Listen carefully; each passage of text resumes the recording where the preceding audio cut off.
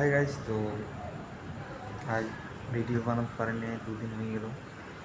তো আমি কাজ করতেছিলাম, মানে কাজের টাইমে মোবাইল ঘাঁটা বন্ধ কেন।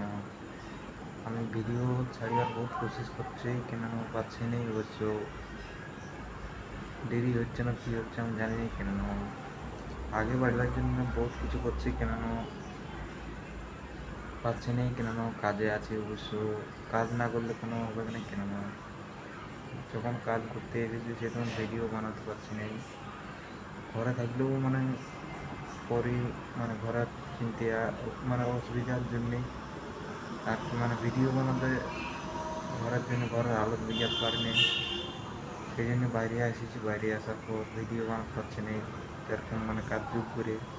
অবশ্য সকলই ঝামেলা, এই জন্যে ভিডিও আস্তে আস্তে বাড়াবার চেষ্টা করছি কেন পাচ্ছি না। অবশ্য নিচে গিরে যাচ্ছি কেন, ঘুরে উপরে উঠবার চেষ্টা করতে পারছি না। তো এরকমই যদি পারি টুকু টুকু টুকু টুকু আগে যেতে পারবো, কেন ভিডিও আসতে থাকি এরকম টুকু টুকু। তো এরকমই ভিডিও আসবে। তো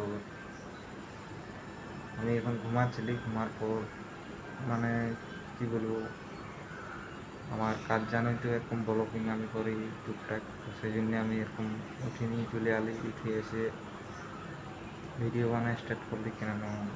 আমাকে সত্যি বলছে আগে যেতে মানে সবার উপর মানে বড় স্বপ্ন পূরণ করতে হোক কেন, এই হালত আর থাকবে না কেন। সবাইকে যেমন সুখে রাখতে পারি সেই জন্যেই ব্লগিং করছি আমি।